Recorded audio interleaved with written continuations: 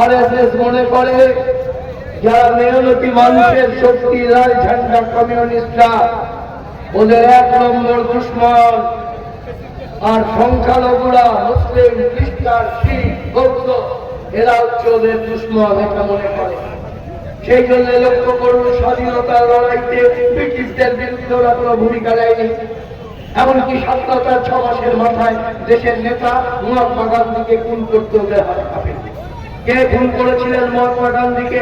নাথুরাম গডসে। কে নাথুরাম গডসে? ওই আরএসএস এর কর্মী ছিলেন, তিনি খুন করেছিলেন।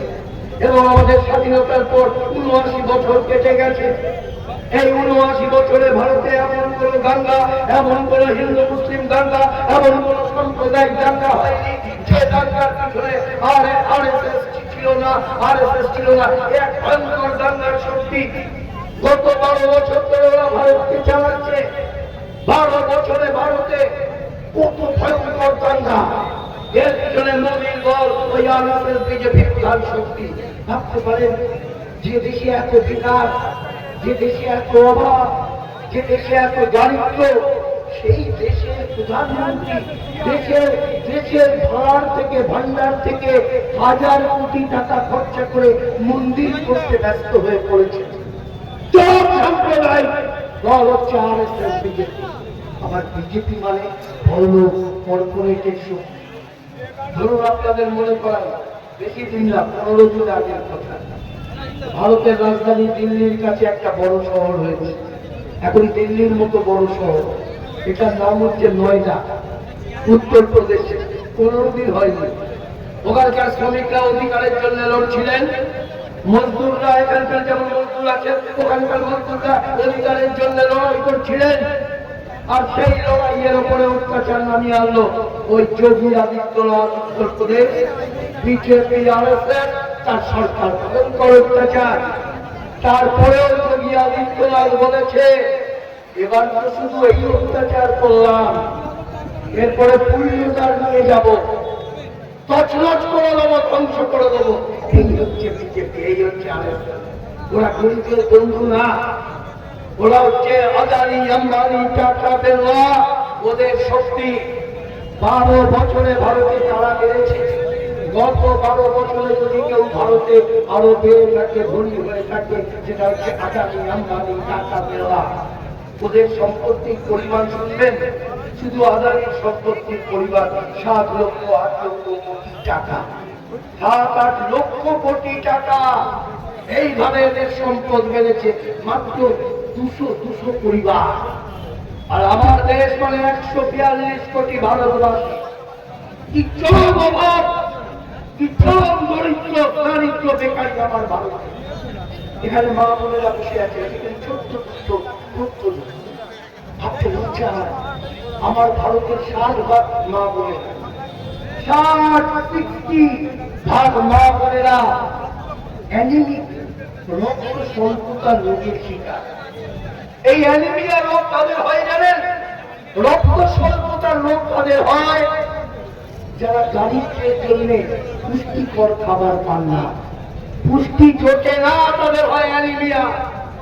এই ভয়ঙ্কর 60% ভারতের মহিলা, আমার মা বোনেরা অ্যানিমিক।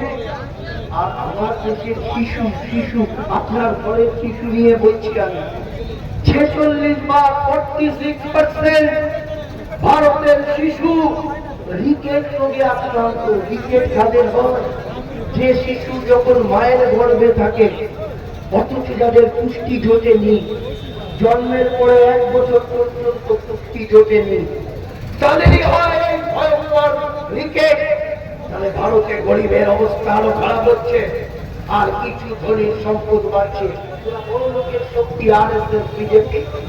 ওরা ভাবে না মানুষের কথা। ত্রিপুরায় সরকার করেছে, ওরা গণতন্ত্র কেড়ে নিয়েছে। মমতা ব্যানার্জি যেমন পঞ্চায়েত, পুরসভার ভোট কেড়ে নিয়েছে, ওখানে বিজেপি সরকার তাই করে নিয়েছে। এরা মানে না ভারতের সংবিধান। ভারতের সংবিধান মানে বৌদ্ধবাদ, ধর্মনিরপেক্ষতা। ভারত একটু আপনাদের কাছে আমি বিশেষ করে বলছি, কথা বলছেন, উত্তেজিত আছে। আমার ভারতকে নিয়ে, বাংলাকে নিয়ে আমাদের বাংলার কবি গান গিয়েছে। কি তো গান? নানা ভাষা, নানা মত, নানা পরিধান, বিবিধের মাঝে মিলন মহান। কারণ ভারত হচ্ছে সব ধর্মের দেশ, হিন্দু, মুসলমান, শিখ, খ্রিস্টান ধর্মের দেশ, সব ধর্মের দেশ। এই ভারতের মানুষ 700, একটা দুটো না, 700 ভাষায় কথা বলে ভারতের মানুষ। এই 142 কোটি ভারতবাসী। RSS মানে ভারতের সংবিধান, বৌদ্ধবাদ, ধর্ম মানে। ওরা মনে করে মনু সংহিতা, ওরা মনে করে মনু সংহিতা ভারতের সংবিধান হওয়া উচিত। সংহিতায় কি বলেছে জানেন? জনসভায় কথা। মনু সংহিতায় বলেছে উঁচু জাত, ব্রাহ্মণ সহ যারা উঁচু জাত, তার মুখের ওপরে নিচু জাত যদি কথা বলে, প্রথম শাস্তি জিভটা কেটে দিতে হবে। মনুসংহিতা বলে মহিলারা পুরুষদের পায়ের তলায় থাকবে। মাথা উঁচু করে জোরে কথা বললে প্রথমে জিভ কাটতে হবে, তারপরে চামড়া শরীর থেকে করতে হবে। মনুসংহিতা, এই ভয়ঙ্কর মনুসংহিতা বলে বুড়া মনে করে এটাই ভারতের সংবিধান। আর ওরা হচ্ছে বড় লোকদের স্বার্থবাহী গরিবের বিরুদ্ধে। এই শক্তিকে বিন্দু মাত্র দুর্বলকে যদি কেউ দেখাবার কথা ভাবে, বাংলার সর্বনাশ, আরো বেশি করে ভারতের সর্বনাশ। তাই আপনাদের কাছে বলবো, আগামী 29 তারিখ ভোট। আজকে ভোট হচ্ছে 152টা কেন্দ্রে। 152টা কেন্দ্রে ভোটের আমি আপনাদের খবর দিচ্ছি। সকাল থেকে আমি যোগাযোগ রাখছিলাম, সে কালিম্পং হোক, পাহাড় হোক, ওই ঝাড়গ্রাম হোক, সব জায়গার সাথে কাতারে কাতারে মানুষ এসে ভোট দিয়েছে। কেউ আটকাতে পারেনি। আগামী 29 তারিখ সারা 142টা বিধানসভা কেন্দ্র, তার মধ্যে আপনারা 7টা কেন্দ্র। আপনাদের প্রতিজ্ঞা নিতে হবে, আপনাদের প্রতিজ্ঞা নিতে হবে।